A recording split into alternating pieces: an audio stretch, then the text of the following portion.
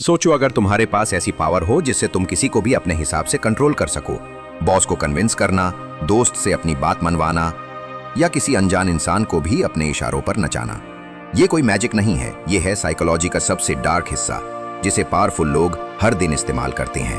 और आज तुम इसे सीखने वाले हो। लेकिन याद रखो, ये सिर्फ एजुकेशनल पर्पस के लिए है। इसका गलत इस्तेमाल मत करना, वरना जो जाल बिछाओगे उसमें खुद ही फंस सकते हो। अब गेम शुरू करते हैं। Let's begin. Trick 5, the illusion of choice.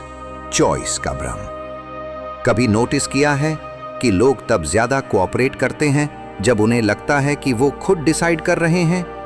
असल में वो डिसीजन पहले से आपके कंट्रोल में होता है। इसे कहते हैं द इल्यूजन ऑफ चॉइस, यानी सामने वाले को ऐसा महसूस कराना कि वो चॉइस कर रहा है जबकि असल ऑप्शन तो आपने ही दिए हैं। एग्जाम्पल लो, मान लो तुम्हें अपने दोस्त को बाहर ले जाना है। अगर तुम सीधे कहोगे चल बाहर चलते हैं तो शायद वो मना कर दे। लेकिन अगर तुम कहो भाई बाहर जाना है, पिज्जा हट चले या डोमिनोज, अब उसे लगेगा कि वो डिसाइड कर रहा है, जबकि सच ये है कि दोनों ऑप्शंस तुम्हारे ही हैं। ब्रांड्स और पॉलिटिशियन भी यही करते हैं। जैसे कोई प्रोडक्ट खरीदना है या ईएमआई पर लेना है, दोनों ही सिचुएशंस में कस्टमर अल्टीमेटली वही चीज ले रहा है जो ब्रांड चाहता है, लेकिन उसे लग रहा है कि उसने चॉइस किया। स्टोइक स्ट्रेटजी क्या कहती है? कंट्रोल भीतर से आता है, बाहर इल्यूजन होता है। ये ट्रिक उसी का मॉडर्न इस्तेमाल है। तो अगली बार जब किसी को अपनी बात मनवानी हो, ऑप्शन ऐसे दो कि जो भी चुने जीत तुम्हारी ही हो। कमेंट करो अगर तुमने कभी किसी को ऐसा इल्यूजन दिया हो या किसी ने तुम्हारे साथ ऐसा किया हो। Trick 4, the yes ladder technique. हाँ, बुलवाने की सीढ़ी। अगर तुम किसी से बड़ा फेवर मांगोगे तो शायद वो मना कर देगा, लेकिन अगर तुम पहले छोटे छोटे फेवर मांगो जिससे वो बार बार हाँ कहे, तो उसका दिमाग धीरे धीरे तुम्हारी बात मानने के लिए तैयार हो जाता है। इसे कहते हैं येस लैडर टेक्निक, और ये साइकोलॉजी में बहुत जबरदस्त मानी जाती है। मान लो तुम अपनी कंपनी में प्रमोशन चाहते हो। अगर तुम सीधे जाकर बॉस से कहो सर मुझे प्रमोशन चाहिए, तो वो टाल सकता है, अगले साल देखते हैं। लेकिन अब इसी को स्मार्टली करो। पहले कहो सर क्या मैं नेक्स्ट क्लाइंट मीटिंग में शामिल हो सकता हूं, थोड़ा सीखना चाहता हूं। फिर कहो सर क्या मैं कुछ एक्स्ट्रा रिस्पॉन्सिबिलिटीज ले सकता हूं इस प्रोजेक्ट में। और फिर सर क्या मैं लीडरशिप वर्कशॉप में जा सकता हूं। अब जब बार बार बॉस ने तुम्हें हां कहा, उसका माइंड कंडीशन हो गया है यस बोलने का। अब जब तुम कहोगे सर इस साल मैंने काफी कंट्रीब्यूट किया है, क्या मेरी प्रमोशन अप्लाई की जा सकती है, तो उसका ना कहना मुश्किल हो जाएगा। सेम स्ट्रैटेजी को सेल्समैन, पॉलिटिशियन और इवन रिलेशनशिप एक्सपर्ट्स यूज करते हैं।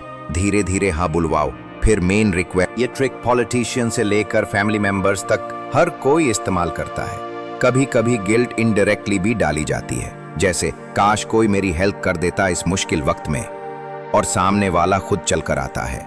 स्टोइक थॉट कहती है कि दूसरों की भावनाओं को समझो, लेकिन अपने ऊपर कंट्रोल मत खो। ये ट्रिक पावरफुल है, लेकिन एथिकल बाउंड्रीज में रहकर ही इस्तेमाल करो। कमेंट करो, क्या तुमने कभी गिल्ट ट्रिक को किसी पर अप्लाई किया है या खुद उस जाल में फंसे हो? Trick 2, false memory planting. झूठी यादें डालना।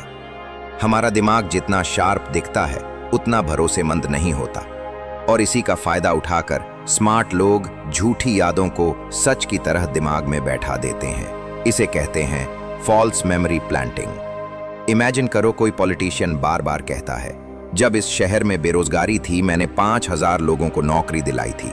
फिर वो TV interviews, speeches, social media, हर जगह यही दोहराता है। अब लोगों को लगने लगता है शायद इसने सच में कुछ किया था। दिमाग बार बार सुनी बातों को सच मानने लगता है, चाहे वो झूठ ही क्यों ना हो। रिलेशनशिप्स में भी ये होता है। बार बार बोलो कि तुम हमेशा मेरे लिए सेल्फिश रहे हो, और सामने वाला खुद ही मान लेता है कि वो ऐसा है। ये ट्रिक डेंजरस हो सकती है अगर गलत मकसद से यूज की जाए, लेकिन अगर तुम किसी को मोटिवेट करने के लिए पॉजिटिव फॉल्स बिलीफ डालो, जैसे तू हमेशा से विनर रहा है, तो ये ग्रोथ में मदद भी कर सकती है। कमेंट करो, क्या तुमने कभी खुद को किसी गलत मेमोरी के चलते मैनिपुलेट होते देखा है? ट्रिक 1 ना, द पावर ऑफ साइलेंस, खामोशी की ताकत। लोग सोचते हैं कि जो ज्यादा बोलता है उसी के पास पावर है, लेकिन असली ताकत तो उसके पास होती है जो सुनना जानता है और सही वक्त पर चुप रहना जानता है। साइलेंस डिस्कंफर्ट पैदा करता है। सामने वाले को लगता है कि उसे कुछ बोलना पड़ेगा और उसी घबराहट में वो सब बोल देता है जो वो नहीं बोलना चाहता। मान लो तुम्हें किसी दोस्त से सच उगलवाना है, सीधा कहने की जगह कहो मुझे सब पता है और फिर चुप हो जाओ। अब सामने वाला बेचैन होगा और कुछ ना कुछ रिवील कर ही देगा। नेगोशिएशन में भी यही होता है।